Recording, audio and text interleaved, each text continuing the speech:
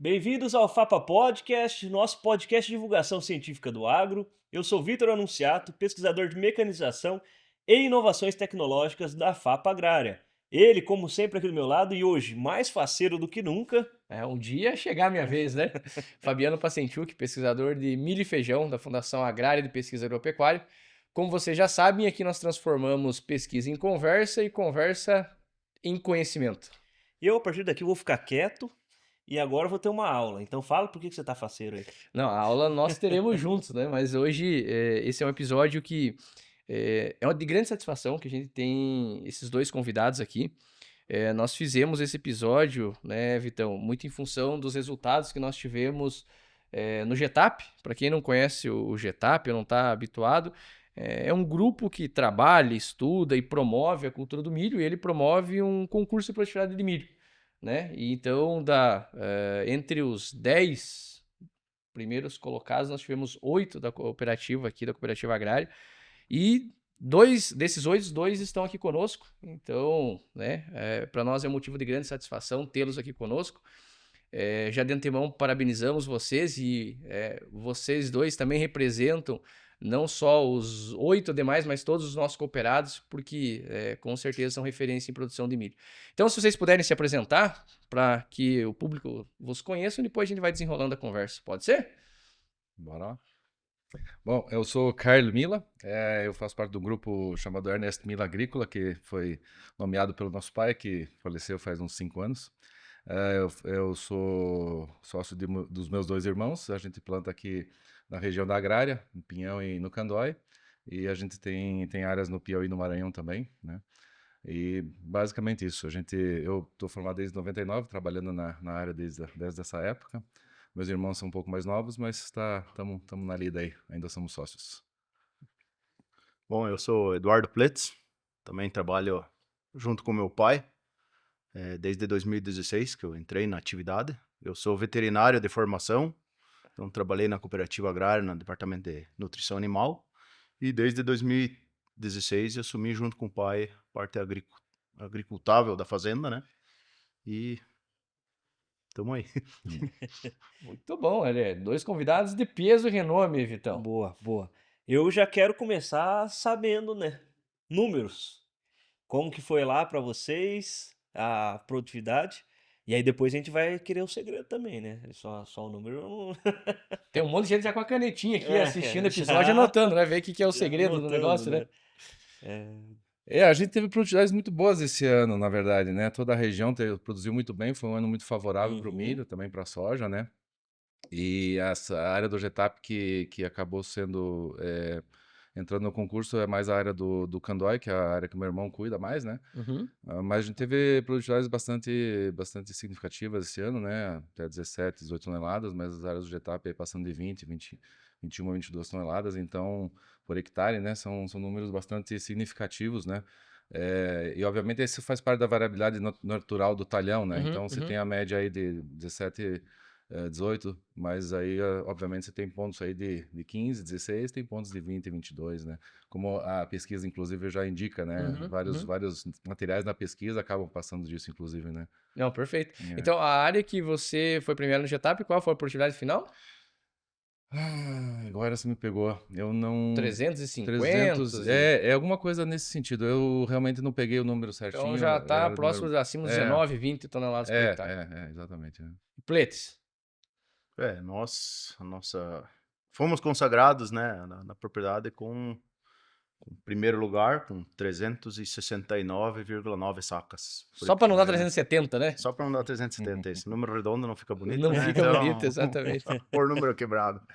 Acho que foi chuncho daí, né? Não, exato. Ultrapassamos aí um pouco as 22 toneladas, né? por Mas para hectare. quem tá nos acompanhando, só para nós traçar um paralelo aqui do que representa esses números aí de 20 e tantas toneladas por hectare, né?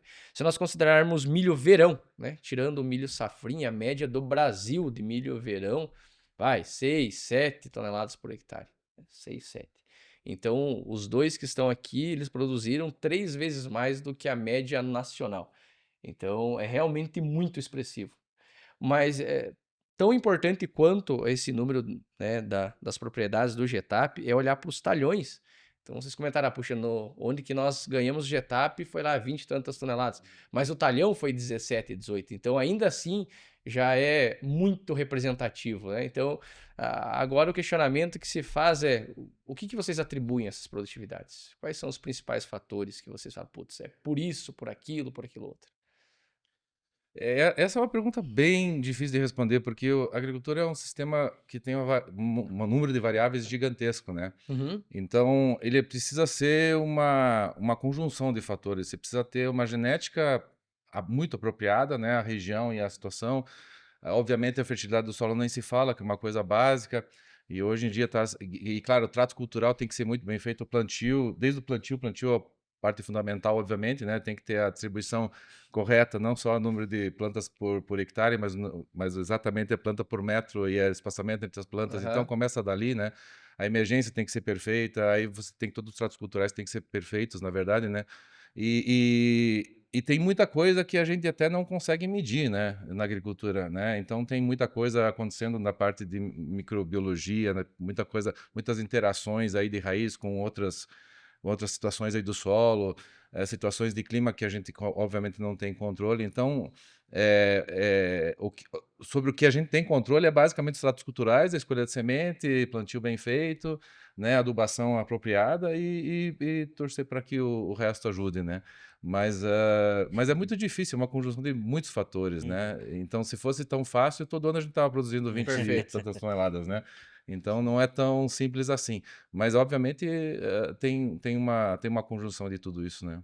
E qualquer coisa que saia da normalidade vai afetar mais ou menos grau essa produtividade, né? Exatamente, exatamente. E aí, acho que como agricultor, a gente acaba focando no que a gente tem controle, né? Que é o que... Exato, é os época... manejos, épocas e a genética, acho que é o material genético que vem através da pesquisa, né? Pesquisa, FAPA aqui, que contribui para nós nessa parte de desenvolvimento da genética e, claro, nutrição adequada, não sei, talvez rotações de culturas, Legal. né? Essa questão que vocês estão falando de pesquisa para nós, assim, para mim particularmente, trabalho com cultura do milho, é muito satisfatório ver vocês no campo produzindo isso, porque isso reforça muito o que a gente tem feito. Porque por vezes, né, eu lembro, sobretudo a safra 24, 25, essa 25, 26, que nós começamos a mostrar, puxa, tem materiais aqui batendo 23, 24, 25 na pesquisa. E claro, né, você fica, Vitão, às vezes, puxa, eu tô mostrando aqui 25 toneladas, né, e daí fica, puxa, mas produz isso mesmo? Mas claro, eu produzi 25, né, em algumas linhas de uma situação escolhida a dedo, que eu fiz uns traços culturais muito próximo à perfeição. Fica aquele questionamento, mas produzir em parcela é fácil. Mas todas as vezes que os nossos cooperados chegam em 22, 23, mostram, opa, é possível. É possível. Então isso, claro, eu até brinquei com o Pletz há algum tempo, falei, puxa, Pletz, você me produzindo esse tanto, aí você tem que me faz eu acelerar mais, porque você tá chegando perto. E claro, por mais que a gente brinque, é muito satisfatório, porque significa que, primeiro, é possível. É possível. Então, claro, nós precisamos também entregar para vocês como fazer. Mas ao mesmo tempo que nós buscamos entender como fazer, também, por outro lado, você tem que falar, opa, eu tenho que mostrar que eu consigo mais, porque as áreas comerciais estão mais próximas à pesquisa, e é maravilhoso. A tendência é que chegue um ponto que vai ser praticamente a mesma coisa. Ainda tem um caminho para seguir, mas para nós ensina muito, mas motiva lá, puxa, é possível. É possível atingir tetos produtivos próximos do que a gente atinge numa situação controlada. Claro que nós vamos falar ao longo desse episódio, a gente pode discutir questões de rentabilidade e tal, porque produtividade é algo importante, é algo necessário, mas no final das contas nós precisamos traçar a linha lá, o que está sobrando, o que eu estou colocando no bolso, isso também é importante, né? E aí, eu até queria ouvir de vocês essa questão, e aí vamos começar pela base mesmo, olhando para o solo. O que tem que eu preciso observar no solo e que eu não posso abrir mão? O que é calagem, é adubação, é nitrogênio? O que são alguns fatores que vocês olham e falam, puxa, para esses níveis, se eu errar aqui, já comprometi. E se eu pudesse só complementar a pergunta do Fabiano, né? Então, olhando para o solo, quando vocês foram, né, colocar ali no concurso, vocês falaram, bom, vou colocar essa área aqui porque, bom, eu sei que ali tá melhorzinho, né, no ponto de vista ali pelo que eu tô preconizando. Então, assim, quais foram os fatores, e aí já amarra bastante com a pergunta, né, que vocês falaram, opa, é esse talhão e provavelmente essa área aqui desse talhão que tá mais né, do jeito que eu quero para o concurso, né? Se pudesse aí. Bom, a nossa propriedade, como é 1/3 da propriedade é milho e 2/3 é soja, né? Então não tem muita opção em talhões, né? É uma propriedade de 106 hectares, área total, onde 30 hectares são milho e não tem muito a escolha de aqui é melhor ou aqui é pior ou isso ou aquilo. É o talhão e E religiosamente é é 1/3 milho. 1/3. Tá, Religiosamente, desde que eu me conheça ou que eu trabalho junto com o pai, sempre foi isso e já legal. tentei alterar um pouco para fazer meio a meio, mas por enquanto é isso, né? Então é dessa forma aí. Nós trabalhamos lá nós temos uma suinocultura que hoje é arrendada e a bovinocultura de leite que integram Uhum. a propriedade, então nós temos uma parte da adubação que é adubação orgânica, né? Então os dejetos voltam para o sistema regularmente em cima da área pré-milho, né? Então cobertura de milho feito com aveia ou mix, né? E em Uhum. cima disso vai dejeto e claro, acho que o que não pode faltar é correção do solo, né? Uhum. Níveis do solo e correção do solo tem que estar em dia, senão nem se parte, acho que por princípio de fazer um concurso ou Uhum. participar, né? Não, legal. Na verdade é isso mesmo. Na verdade, o básico é a calagem, né? Que é limitante pra caramba, no caso do milho especificamente, Sim, e gramíneas em perfeito. geral, né? Eles são muito sensíveis a qualquer irregularidade do solo. O restante dos nutrientes é meio complicado, porque são áreas que já estão tanto tempo com plantio direto, com rotação de culturas, com inverno, com tudo, sabe? Que você tem um excesso de. Não excesso no sentido ruim, mas já Uhum. tem uma abundância, digamos Claro. assim, de nutrientes no solo. E uma alta matéria orgânica, né? No Sim. caso do Plates, eles usam muito dejeto, que deve ser, que com certeza é fantástico, né? A gente acaba usando um pouco de cama de aviário em algumas áreas para melhorar um pouco alguma questão. Eu não sei se é química, o que que é biológica, o que é que ela melhora, né? Mas a gente sabe que melhora um pouco, né? E a gente, por exemplo, já faz uns 15 anos ou mais até que a gente faz meio a meio, milho e soja. Na época que começou a esclerotina aqui na Uhum. região, Uhum. a dar muito problema, a gente alterou isso, né? Para resolver, para tentar fugir um pouco do problema da esclerotina. Uhum. Desde aquela época a gente está fazendo meio a meio milho e soja, né? Mas assim, a rotação de culturas, assim, com uma cobertura de solo e com essa tentar manter o solo com o máximo de tempo com raiz viva no solo, tudo isso, né? É importantíssimo. Um ponto que a gente estava até estudando agora, a gente está tendo uma exportação talvez um pouco maior do que a gente estava prevendo e a questão do resto dos nutrientes acho que está ok, mas talvez o nitrogênio, pelo fato de a gente não estar adubando na soja, não vai nitrogênio, Sim, obviamente, por sim. causa da fixação biológica. Mas eu acho que a gente está exportando nitrogênio pela soja, ela não está conseguindo. É uma discussão que a gente estava tendo até com o nosso agrônomo lá, né? Que ele não está conseguindo repor pela fixação. Então, Uhum. talvez a gente esteja depauperando um pouco o nitrogênio do solo, né? Tirando a matéria orgânica que a gente tem estocada lá. Então, a gente começou agora um pouquinho mais um trabalho mais firme com mix com ervilhaca, por exemplo, Perfeito. né? Uhum. E tentar fazer talvez alguma complementação com nitrogênio no milho. Vamos ver o que a gente vai ter. Mas assim, são preocupações que a gente sempre tem para tentar manter realmente o equilíbrio do solo, né? Mas as adubações que a gente faz também são reposições. Se a gente ficasse aí, acho que 5 ou 10 anos sem adubar, provavelmente a gente não teria uma redução significativa de produtividade. Obviamente, depois de um tempo vai reduzir, Claro. depois para construir de novo vai demorar de novo. Isso, perfeito. Obviamente. Então, mas o que a gente tem feito é basicamente reposição. O que a gente acha que exporta, né? Vai colocando de volta, principalmente de fósforo e potássio, né? Agora, acho que o nitrogênio, que acho que é um cuidado que a gente precisa ter, que talvez a gente esteja um pouco exportando um pouco demais pelas altas produtividades de soja que a gente tem atingido, né? Sim, sim. Então, 90, 95, até 100 sacas por hectare de média, isso aí tem um custo de nitrogênio que eu acho que não está repondo na fixação, né? Então, são discussões que a gente está tendo e vamos ver o que vai acontecer para frente, mas não está faltando, obviamente, para quem está chegando a 20 toneladas, 25, 23 toneladas Você de olha, às vezes, milho. a análise de solo, né? Você lá, pô, 4, 5 toneladas de calcário faltando na área, Aham. você pensa, pô, por que tá faltando tanto se eu tô produzindo, Sim, que nem sim. o cara falou, né? 90, 95, 100 sacas de soja.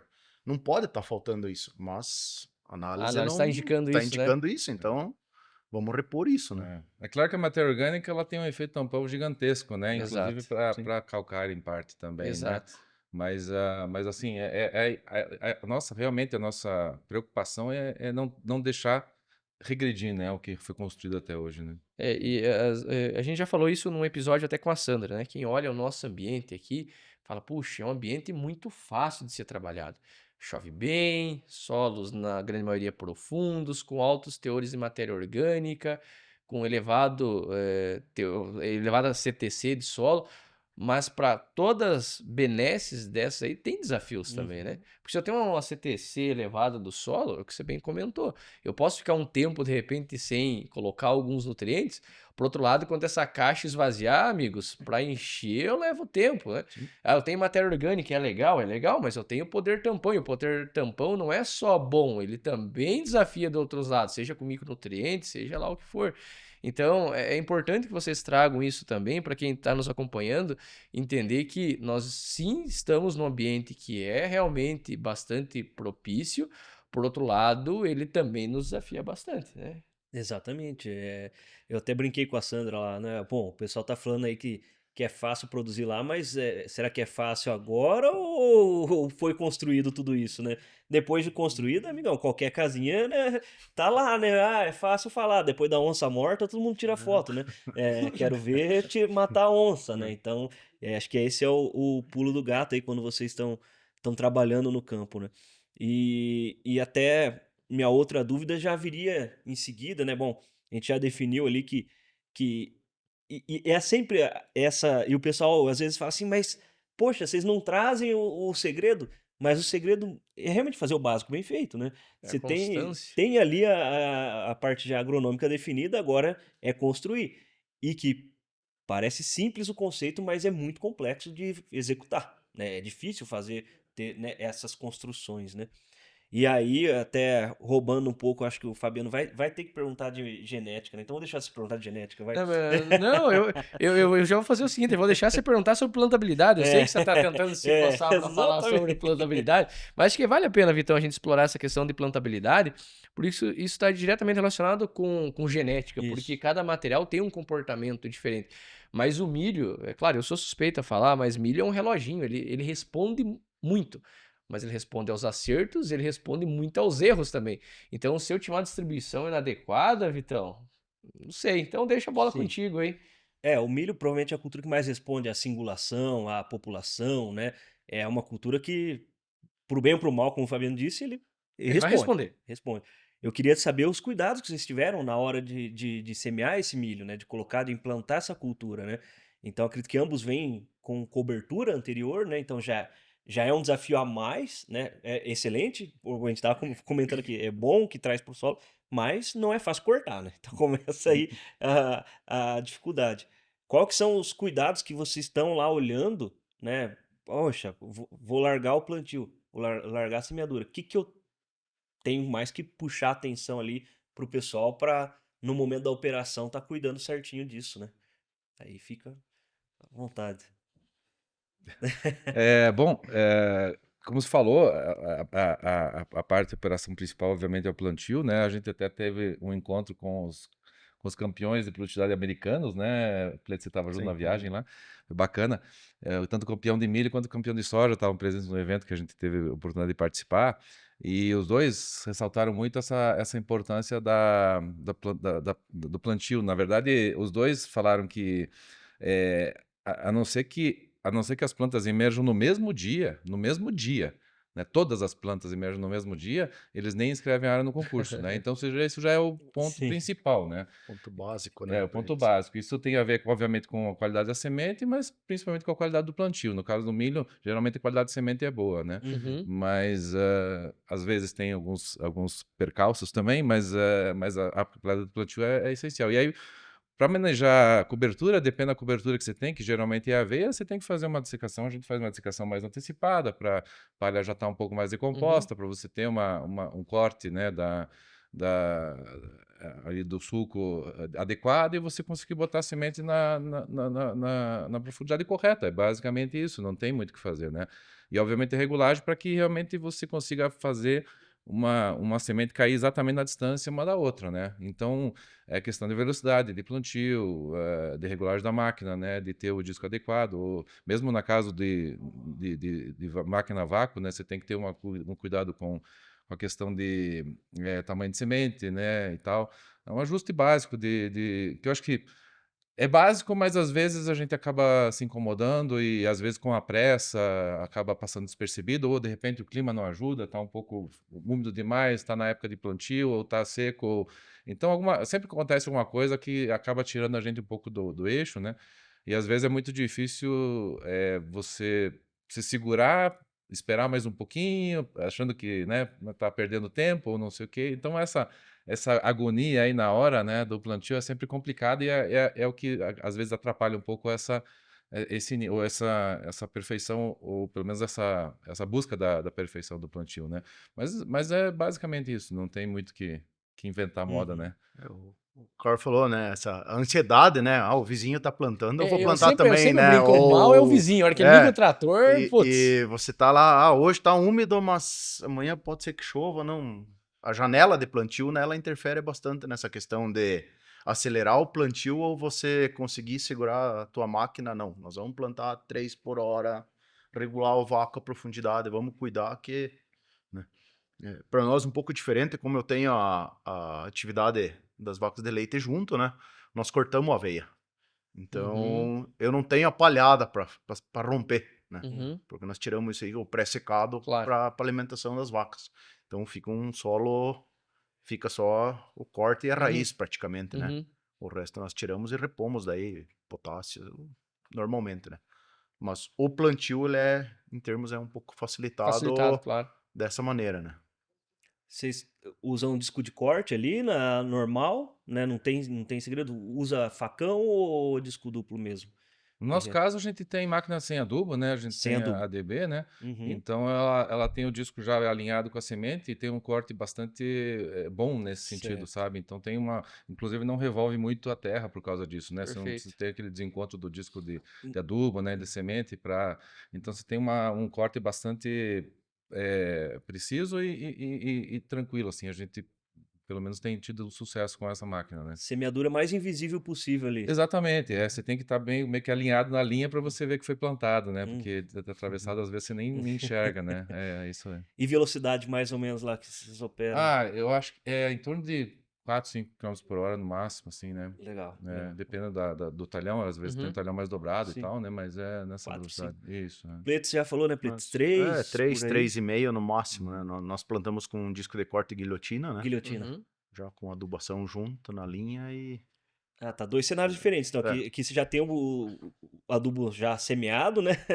E o Pletos faz na semeadura, então, ali. uma parte na semeadura e uma parte Mas aqui, Vitor, a gente já vai construindo um racional para quem está nos acompanhando que não tem um segredo para o sucesso. Não.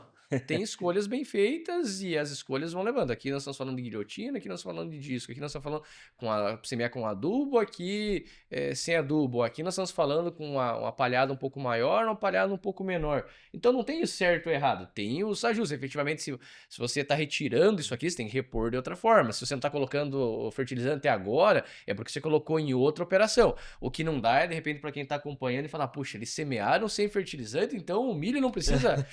Calma. São escolhas e é olhar para o sistema, né? Então não tem um segredo, mas coisas bem feitas precisam ser feitas, né? Boas decisões. Bom, isto posto, essas questões de plantabilidade, né? Vamos então falar sobre essa interação ambiente e genótipo, vamos falar sobre ambiente e genética, né?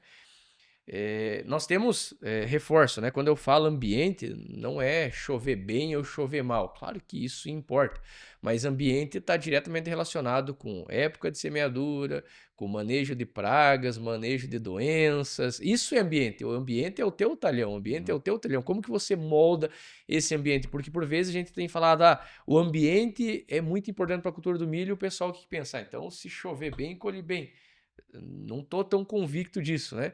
Então eu queria que vocês nos ajudassem, assim, construir como que é o ambiente produtivo de cada um dos talhões que vocês produziram, não só pro concurso, mas assim, como que são os talhões, como que vocês enxergam os ambientes para produzir milho aqui na região. Até para quem é daqui já está bem habituado, para quem está acompanhando de fora, curiosidade com as produtividades, entender como que é o ambiente produtivo aqui, como que vocês tomam essas decisões aí de moldar ou de escolher o ambiente produtivo. Essa tomada de decisão, toda tomada de decisão técnica, né, tem dois grandes participadores aí da decisão, que são a FAPA, que gera toda a pesquisa, né, e o agrônomo, né, que gera a recomendação, basicamente, né, e eu acabo não participando tanto, assim, diretamente, eu acabo pegando muito primeiro do que aconteceu nos anos passados, né? Que todo mundo vê o que aconteceu, quais são os melhores híbridos que foram na própria área, né? Que sempre é um pouco diferente vamos dizer assim, dos experimentos ou dos outros, né?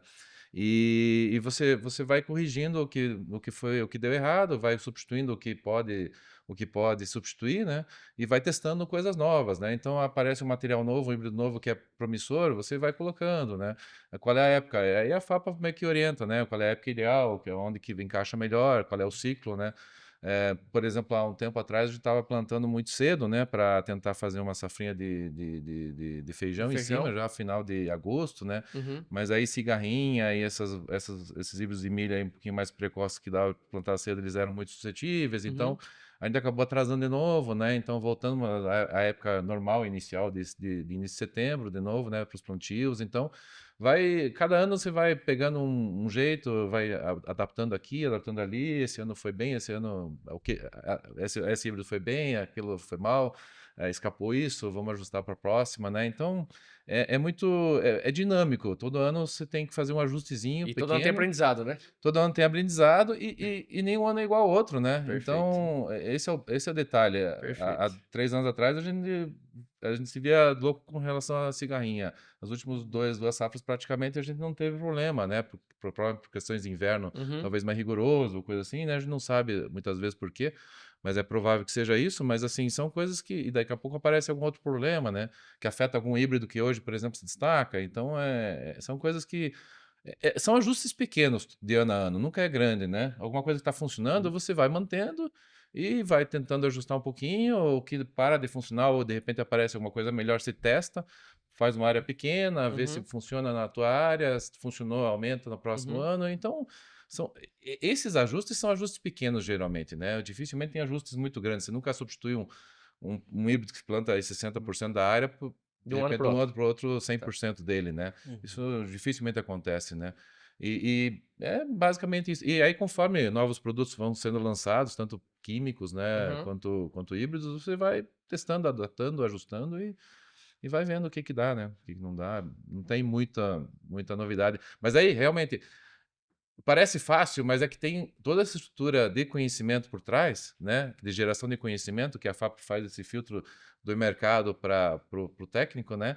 Que parece fácil, mas, por exemplo, a gente que está numa região diferente da cooperativa, a gente está no Nordeste também, a gente percebe que lá é diferente. A gente tem que fazer os testes por conta e falar muito com vizinhos, e é outra história. E você não tem esse pré-filtro, já um pré-molde do que realmente funciona, o que não funciona, sabe? Então, para nós, do ponto de vista do cooperado, parece simples, mas eu sei que tem muita coisa por trás. Eu já participei da FAPA um tempo atrás, então eu sei que por trás disso tem muita coisa bem mais complicada que os outros podcasts de vocês já abordaram com profundidade, né?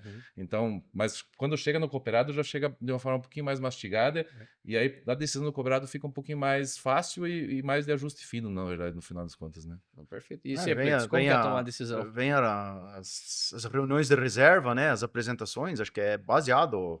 Nós, como a propriedade, eu já falei, é pequena a propriedade, né? É baseado nos dados da FAPA, nas reuniões de reserva, onde eu participo das reuniões de reserva, o agrônomo também, né? E olhando, como o Carl falou, a parte de um híbrido de um ano para o outro não se altera muita coisa, são pequenos detalhes. Tem híbridos novos vindo com teto produtivo, ok, faz-se uma parte do talhão, né? Vai aprendendo a trabalhar. Vai conhecendo ele, né? E os 2 últimos anos nós fomos abençoados, né? Em todos os termos, vamos dizer assim, que produtividades enormes, contratempo, cigarrinha, que era a Uhum. preocupação bem tranquila de se trabalhar. Então, eu acho que a coisa vem bem mastigada para o cooperado, né? Vem bem detalhada já. Fica fácil de você tomar a decisão, ó, eu vou plantar esse híbrido ou aquele híbrido, ou vou fazer esse manejo ou outro, né? Não tem muita...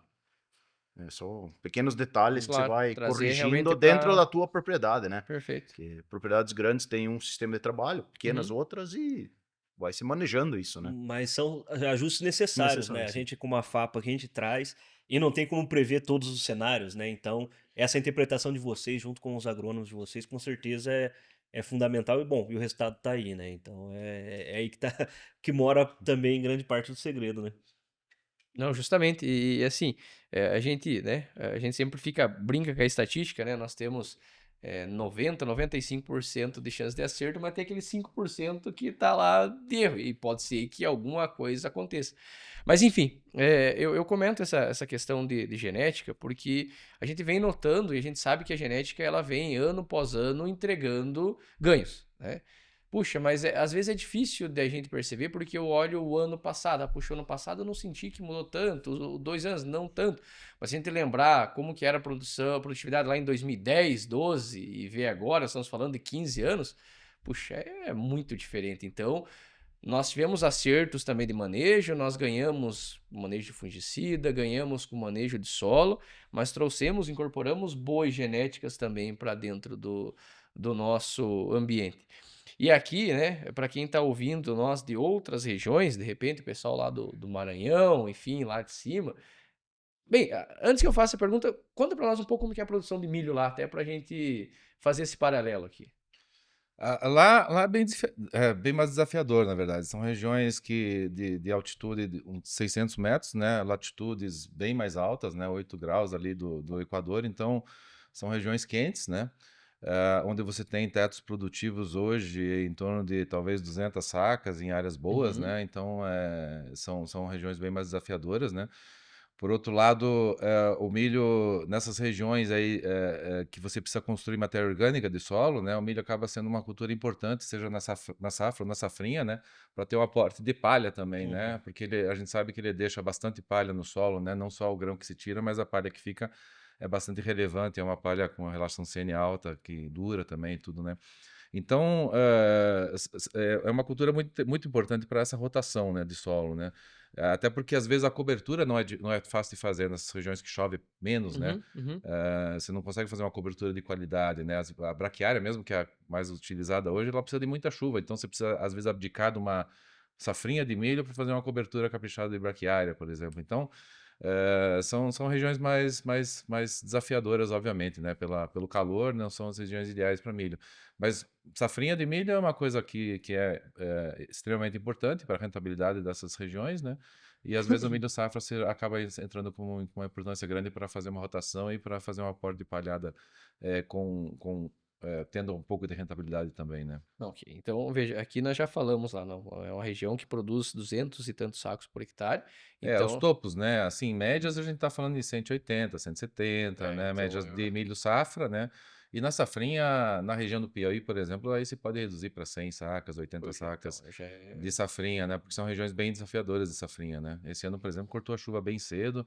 Os primeiros milhos de safrinha estão bonitos, mas os últimos já estão bem a espiga xoxa, sabe? Se não encheu o é. grão, é complicado. Mas eu queria que vocês comentassem conosco esse equilíbrio entre produtividade, rentabilidade e segurança, muito na linha de escolher materiais.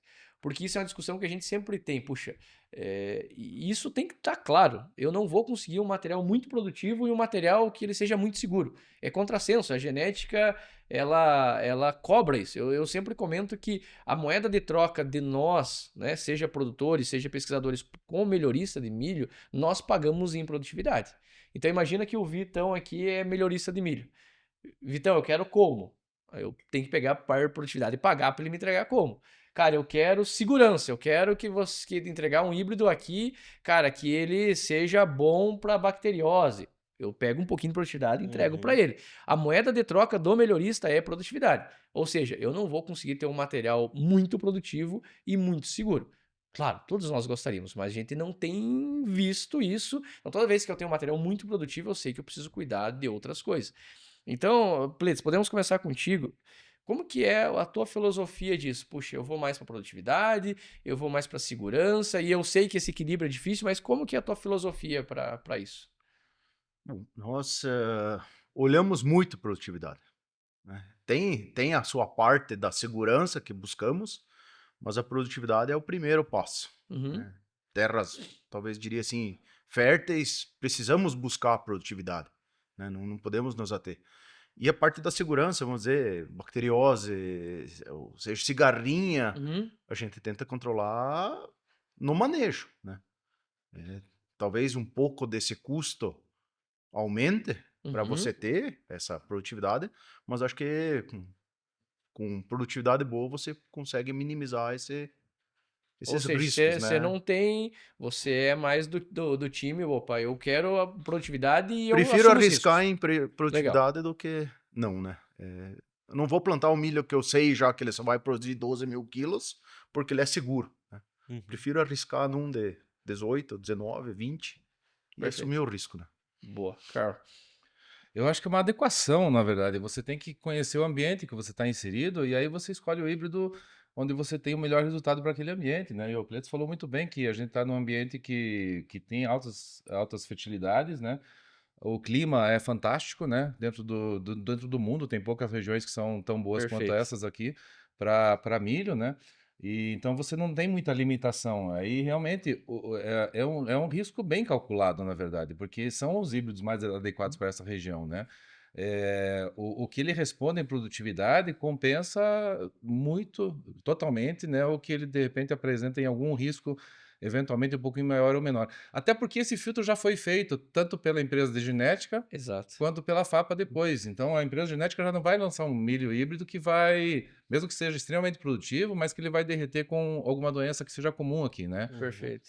Obviamente não vai acontecer isso, né? Já tem um filtro lá, depois tem um filtro aqui, né? Sim. Então você já vai minimizando alguns riscos, né? E são riscos totalmente calculados. Aqui a gente tem, nesses 27 anos aí que eu tô aqui, plantando, basicamente, a gente não teve quebra de safra, né? A gente teve ano que de repente choveu um pouquinho menos e teve uma redução pequena, entendeu? Mas não chegou nem a afetar muito a lucratividade, por exemplo, sabe? Então, você tem um ambiente de risco muito baixo climático, né, com altas fertilidades, né? E aí você não tem, na verdade, você não está abdicando, você não está aumentando o teu risco, muito pelo contrário, né? Você está maximizando a tua rentabilidade escolhendo esses híbridos produtivos, né? E a quantidade de checklists feitos antes, né, de vir para nós realmente implantar no campo, acho que não tem necessidade de você correr o risco com pragas, doenças, não baseado em produtividade, né? Obviamente, assim, tem algumas áreas na região, por exemplo, que está sendo transferado por exemplo, de reflorestamento de pinos para Uhum. reflorestamento de pinos para lavoura. Essas áreas, você não vai conseguir plantar um milho. Na verdade, você não vai nem conseguir plantar milho os primeiros anos. Exatamente. Você não vai produzir milho. Não esqueça. Por mais Né? defensivo que seja, não vai valer a pena. Entendeu? Então não é. E lá chove tanto quanto aqui, porque a região é a mesma região, né? Mas assim, você não vai conseguir plantar milho, porque você não tem a fertilidade, você não tem o solo para ele ainda, Tem que fazer né? toda uma estruturação de solo primeiro, né? Partir do básico para depois. E uma vez que você introduz um milho numa área dessas, você não vai começar com o mais produtivo de novo. Então você vai Perfeito. começar com o milho adequado para aquela situação, né? Agora, as situações que a gente está falando aqui são áreas que estão sendo agricultadas há muito tempo já, com todas as práticas, as boas práticas previstas, né? Sobre orientação, toda a correção de solo, toda a fertilidade. Então, pronto, aí você realmente tem todo o benefício do clima também, e aí você não corre risco de fato, né? A gente estaria sendo relapso plantando um milho mais defensivo, sendo Uhum. que, na verdade, o Exatamente. risco Você não. consegue explorar mais o ambiente. É, e na verdade, assim, é, o nosso bem mais precioso é a terra agrícola, na Claro. verdade, né? É o que tem mais, é o mais escasso no mundo é a terra agrícola, Não se fabrica não mais. se fabrica mais. Então é meio que uma obrigação do agricultor produzir o máximo possível por hectare obviamente de forma sustentável, mas a gente sabe que a gente quer deixar isso para as próximas gerações, então a gente nunca vai depauperar esse solo, né? Sempre vai construir ele mais, mas a ideia é realmente produzir o máximo quilos por hectare, porque é o que precisa. O que precisa rentabilizar é a terra, né? Que é o maior valor que a gente tem, né? Uma poupança mais rentável, né? Perfeito. Vamos dizer assim, Claro, trabalhar dessa claro. forma, né? Sim. Porque nós tiramos, mas nós temos que repor e manter isso para as próximas gerações, né? Não é porque o pai fez bem feito que nós vamos ser relaxados e, né? Acho que é capricho, né? Queremos deixar para os lá, filhos né? também alguma coisa. Tem uma Eles frase precisam disso, né? que fala assim, algum livro, algum autor que ele fala que a terra não é um presente que recebemos dos nossos pais. É uma herança que nós estamos emprestando aos nossos filhos e netos, né? Então é importante se ter mais É isso cuidado, aí. porque senão não seria uma boa história se terminasse na nossa geração isso, né? Uhum. Assim como recebemos, gostaríamos de entregar pelo menos igual nós recebemos, que a gente sabe que foi conquistado a duríssimas penas, né? Então, bem, e nessa linha assim eu costumo comentar com o pessoal, eu sempre uso esse exemplo. O que é melhor? Sei lá, um Fiat Uno ou uma Lamborghini? Aqui entra a resposta do agrônomo, né? Depende. Que tipo de estrada você tem? Se eu tenho uma estrada esburacada e tal, cara, vai de uninho. Agora, se você tem uma autobahn, se você tem uma avenida, um asfalto bem caprichado, cara, vale a pena você estar de uninho aqui? Cara, acelera. Senta a bota e vai. E é o que vocês falaram aqui. Né? Se nós temos um ambiente favorável, será que vale a pena eu ficar realmente tão receoso? E aqui, de novo, nós não estamos estimulando ou, né, pedindo para que sejam inconsequentes. É aquele risco controlado, né? Opa, quais são os híbridos indicados, o que a fitopatologia está dizendo, o que a entomologia está dizendo, o que a fertilidade está indicando, o que nós vimos aqui nos últimos anos. Vocês comentaram, é um risco controlado. E aí, só para deixar o Vitão aqui perguntar, esse dado eu já mostrei para os cooperados em alguns momentos, mas para traçar essa linha, a produtividade média do Brasil hoje, a cooperativa agrária, ela conseguia isso em 94, 95, há 30 anos atrás. Então, de novo, é construído isso, não é fruto do acaso, isso não aconteceu nesse ano. Isso vem acontecendo há muito tempo já, né, Vitão? Exatamente. Nessa linha do seguro, e até uma pergunta para o Pletos, que o Pletos me provocou uma vez, falando da taxa de aplicação, né? E aí eu queria até te perguntar para você, eu como trabalho aqui na cooperativa e cuido de um amplo, né? Assim, é muito diferente. A gente tem cooperado que tem área grande, que tem máquina grande, que tem alta tecnologia, e tem cooperado que maquininha pequenininha, que lá ainda de 94 as máquinas, se eu duvidar, né? Então eu tenho que jogar extremamente no seguro. Então eu tenho que falar, olha, vazão, taxa de aplicação um pouco mais alta, né? Por quê? Senão a gente acaba incorrendo em problemas de aplicação mesmo. E a gente sabe que existe, né? E aí você veio uma vez e falou, Vitor, eu tô fazendo lá 50 litros ali e tá indo muito bem, tô vendo chegar, né? E eu queria ver contigo qual que foi a tua experiência com esse milho, porque provavelmente foi um milho que, do mesmo jeito que produziu bem, produziu massa pra caramba também, né? E nessa taxa tua de 50, como que ficou? Bom, a resposta já tá aí, né, pô? Já foi recorde, né? Já me quebrou as pernas aí. Fala, eu acho que deu certo. Eu acho que deu bom, né? Tá respondido, né? Vamos dizer assim, hoje nós aplicamos 100% da área aplicado com 50 litros, né? Então, baixamos a vazão lá na propriedade e, claro, a gente tem que trabalhar seguro, mas na propriedade sou eu o operador, né? Então, eu não tenho um terceiro, um funcionário, é eu. Então, se deu certo, fui eu, se deu errado, fui eu. Eu não preciso dar satisfação a não ser pro meu pai. E acho que tá funcionando, né? Taxa de aplicação, o produto vem chegando, tem toda uma série de fatores, né? Acho que tem que ser avaliados. Tem que ter calma no preparo de calda, pH da água, as pontas do pulverizador tem que estar em dia, não é simplesmente cada ponta uma cor. Não é árvore de Natal, né? Exato. Então, a gente vê isso em algumas propriedades, né? Ainda acontecendo, mas claro, a gente busca a busca da perfeição sempre, Sim. né? Seja ela no plantio, seja ela nas pulverizações, e é muito dinheiro envolvido nisso hoje, na parte de aplicações, né? Então, hoje estamos bem, tá funcionando e acho que E vamos além continuar, disso, né? provavelmente condição de aplicação. Como você Condição, mesmo aplica, Uhum. você escolhe Sim. a condição ideal de fato. Nós, antes de eu começar a propriedade lá, a nossa taxa de aplicação era 120 litros, 100, 120, conforme o talhão, né? E, bom, aí entrava variáveis. Hoje nós fazemos, devido ao tamanho da propriedade, nós começamos a prestação de serviço para terceiros. Então você chegava na janela de aplicação, você olhava assim, pô, mas uma hora funcionava, outra hora não, ou tinha que acordar muito cedo para fazer a primeira aplicação e você avançava no horário que você perdia o horário. Hoje, nós reduzimos a parte da mecanização em 50%, Claro. vamos dizer, né? Uhum. Então, você escolhe, você pode sair uma hora mais tarde, que você vai chegar uma hora mais cedo em casa e fez o mesmo resultado no final, né? Mas tem suas atenções. Eu acho que, como eu questionei o Vitor aquela vez, né? Ele não pode ser relapso e dizer, não, todo mundo pode ir para 50 litros, Isso. né? Acho que ele, como pesquisa, tem que estar preparado e dizer, não, ó, vamos com calma, que não é para todos, né? E realmente não é para todos, né? Perfeito. Mas eu acho bacana esse ponto e você finalizou muito bem, não é pra todos. Dá pra fazer? Com certeza, tá a prova viva aqui, não me deixa mentir sozinho, né?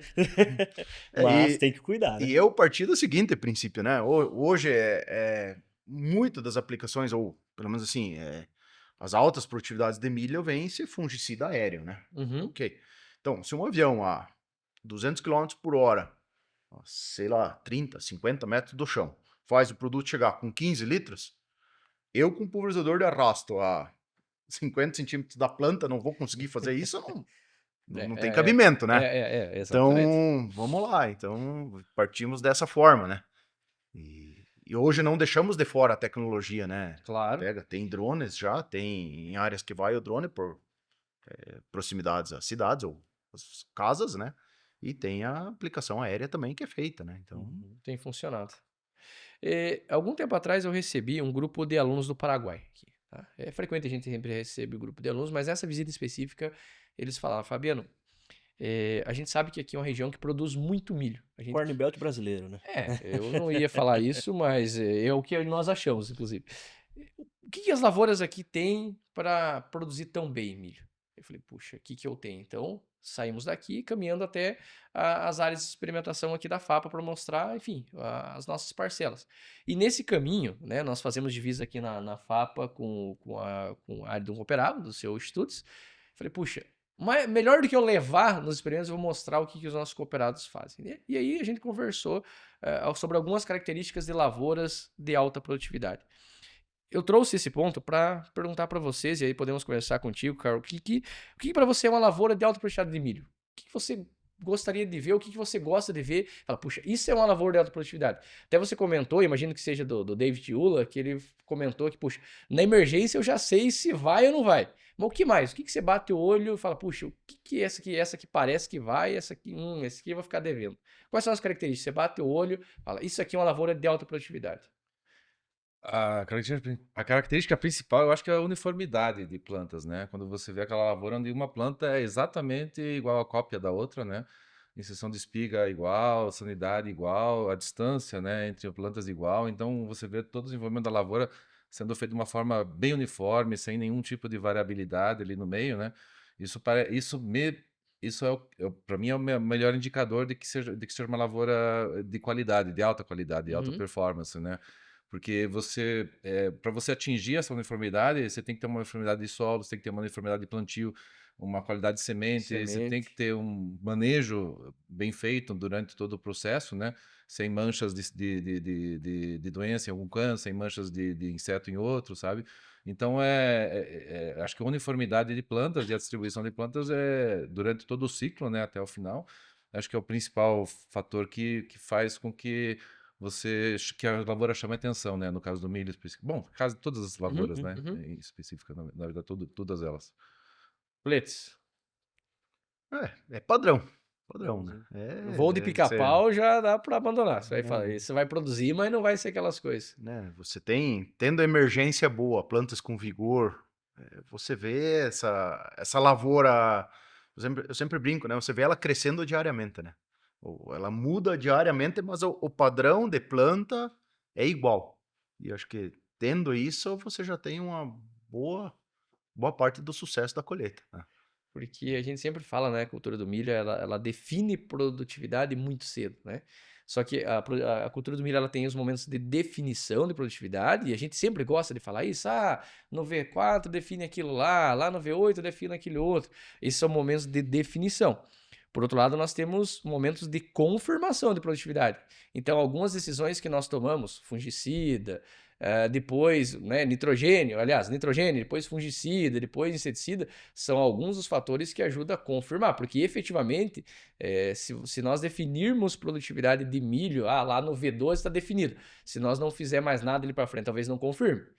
Né? Mas é muito bom vocês falarem essa questão aí de padronização, porque é algo que, para nós, internamente na FAPA, quando nós tomamos a decisão de segurar ou avançar algum material, a gente já. É uma das coisas que a gente olha, entra dentro da parcela, quando as espigas estão cima, baixo, fala, opa, esse aqui já não vai.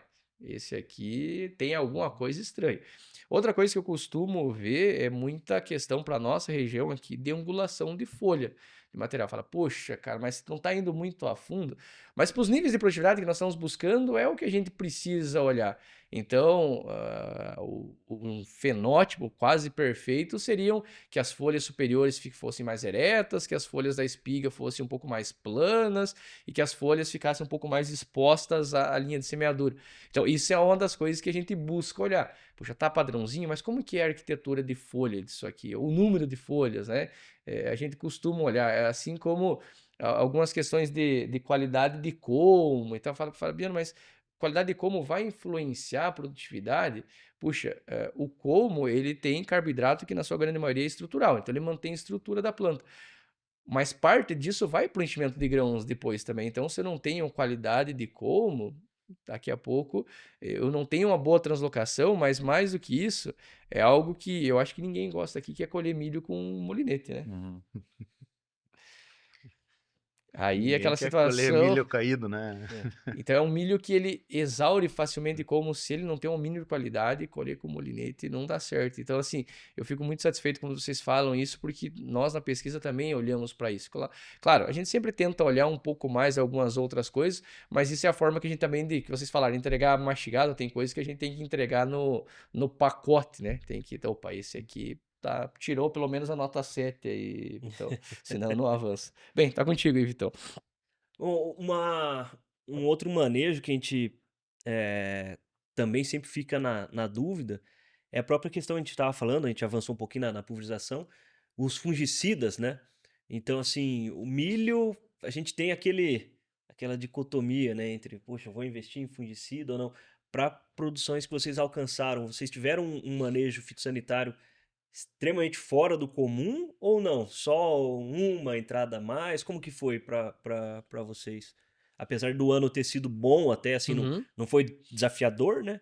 Mas foi investido pesado, os melhores produtos sempre ou não, dá para produzir bem sem. Aí nem precisa ser tanta área do Getap, mas um manejo padrão de vocês. O manejo da área lá na propriedade foi o mesmo padrão do talhão. Uhum. Então o Getap não recebeu em termos de fungicida, herbicida ou Nada de inseticida diferente. nada de diferente do padrão, né?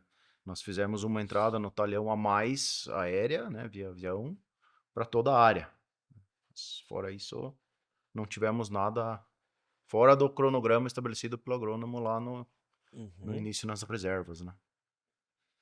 O manejo de fungicida é sempre feito de uma forma bem programada e, claro, com monitoramentos, mas assim, de uma forma até bastante preventiva ou bem cedo, na verdade, né? Nos primeiros sinais e tal, para evitar para proteção, justamente o que você falou da proteção da produtividade que você já foi Definida, né? definindo, né? Uhum.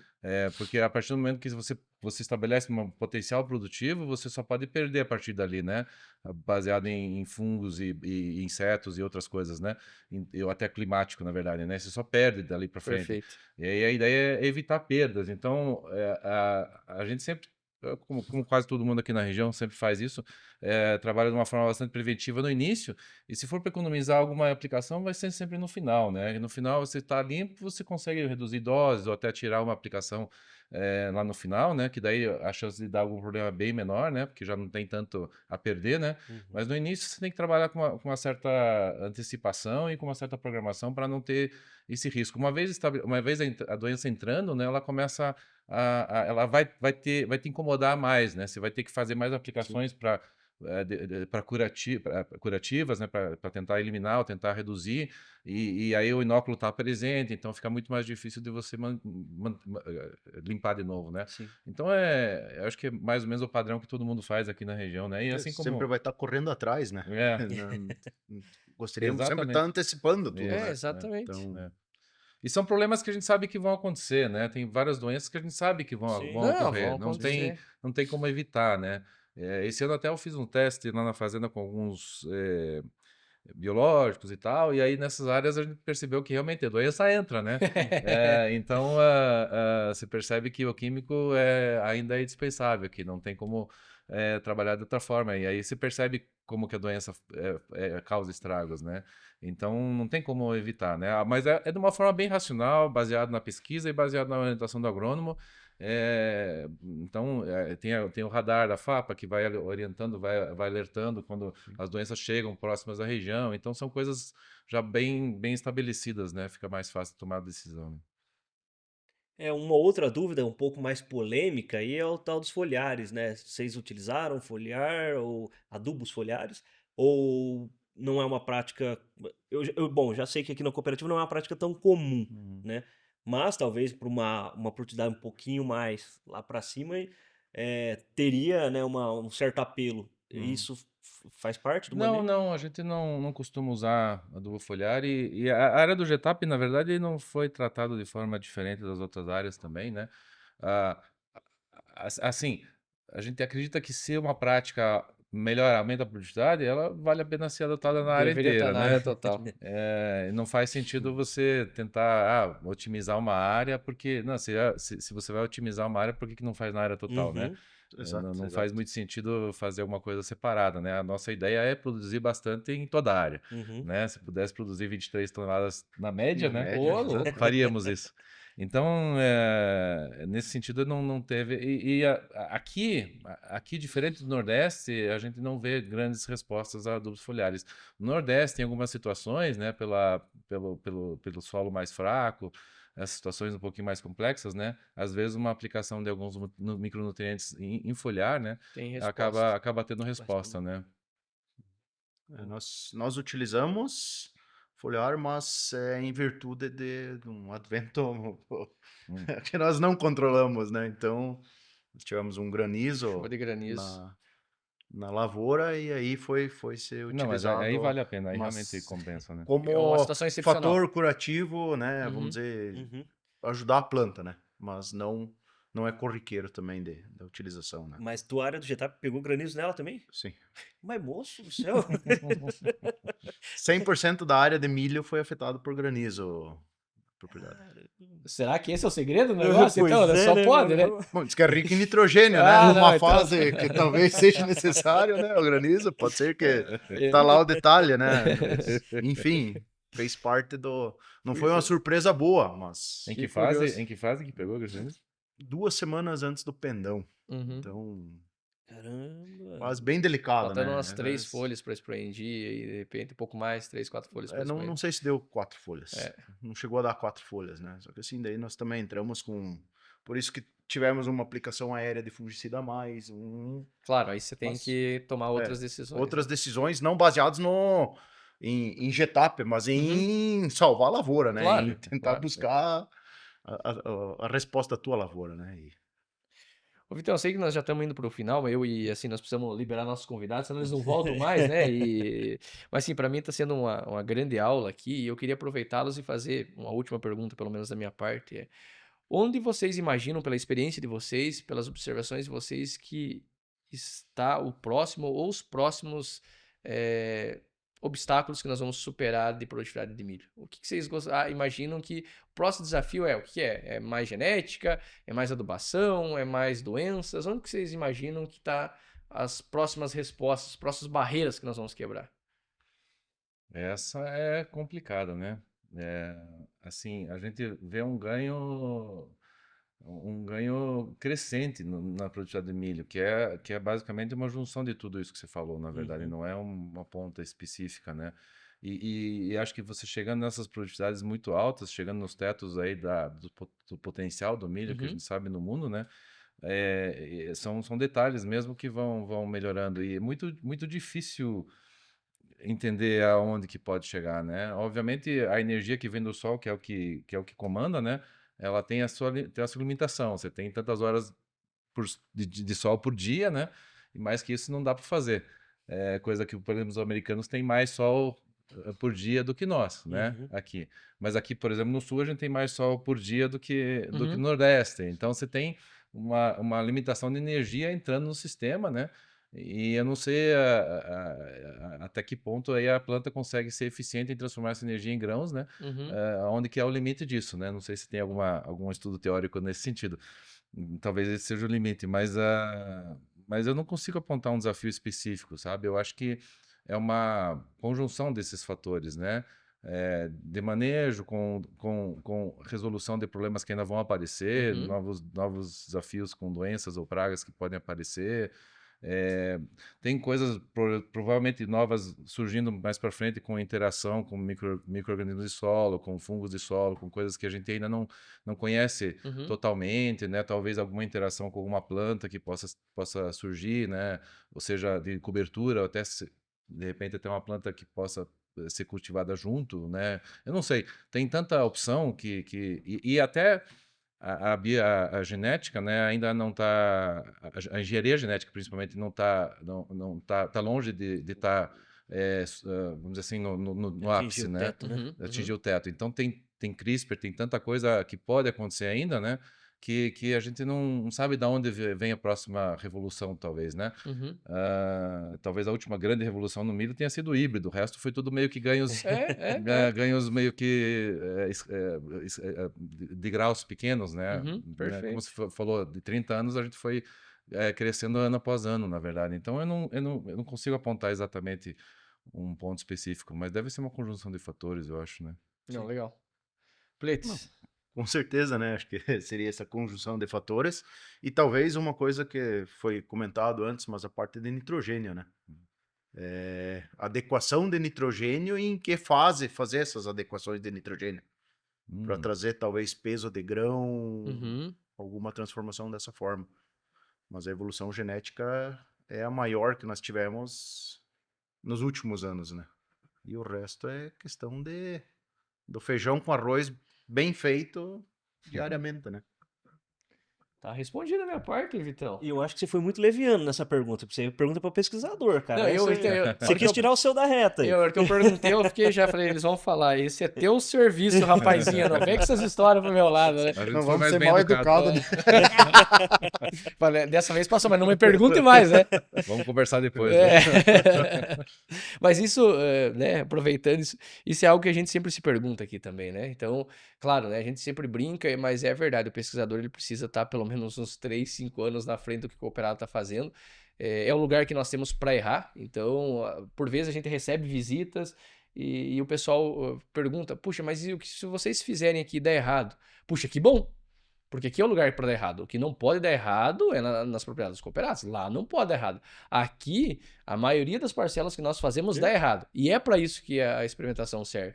Então, assim, no milho, a gente tem visto algumas coisas junto com o Vitor de plantabilidade, alguns ajustes que são promissores. A gente tem visto que alguns materiais, algumas tecnologias de materiais pode ser que dê certo aqui também, alguns novos eventos pode ser que venham.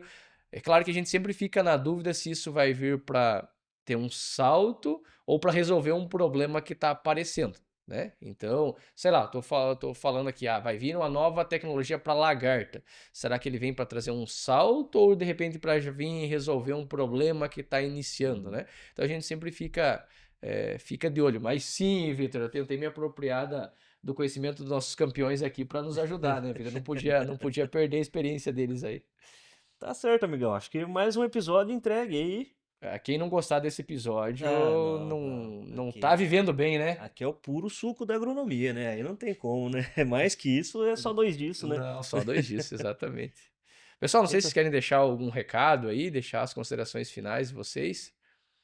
Não, agradecer o convite, na verdade, sempre é interessante a discussão e a conversa, e a gente, falando, a gente consegue estruturar melhor as ideias, então a gente aprende bastante nessas conversas também, né? Sempre é importante, e é onde a gente mais aprende, na verdade, é conversando com os outros, né? Conversando com outros agrônomos, com outros produtores, outros de outras regiões, e esse é o legado da agricultura, que a maioria dos pessoal é sempre muito aberto, né? A conversar, a trocar ideias, né? E aí a gente consegue aprender bastante ou até evitar alguns erros que os outros já fizeram antes. Então, acho que deixar esse recado, que essa troca de experiência entre produtores, seja da mesma região, seja de outras regiões, acho que é o grande pulo do gato aí para todo mundo crescer. E porque a gente não é concorrente um do outro, né? Se eu produzir um pouquinho mais milho, não vai afetar o Pletz, nem ao contrário, né? Com Então, certeza, né? É isso aí. Agradecer, né, o convite, acho que para mim é um grande aprendizado, né? Tendo a pesquisa, o Carlos aí há alguns anos já produzindo mais milho do que eu, ou mais tempo produzindo milho do que eu, né? Então, sou novo nessa área ainda e tem muito a aprender, né? Tá indo bem. Tá sendo um bom aluno, então. Só campeão nacional, né? Que modesto. Mas, joia, obrigado vocês aí pela participação. Eu reforço o que eu falei no início do episódio, Vitão. O Pletz, o Carlos, eles estão aqui representando muitos outros cooperados da nossa cooperativa que estão aqui. Então, eles os primeiros colocados. Dentre os 10 primeiros, nós temos 8 da cooperativa. E se nós escalarmos entre os 20, nós temos vários outros que ficaram.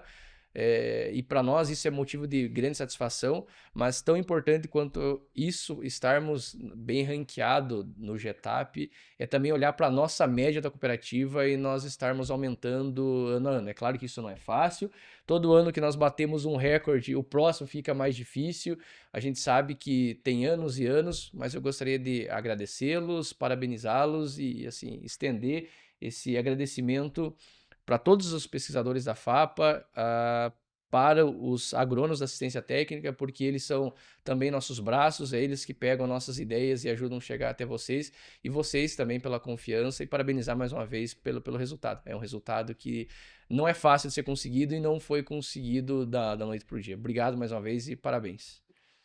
Bom, acho que é isso aí. Eu acho que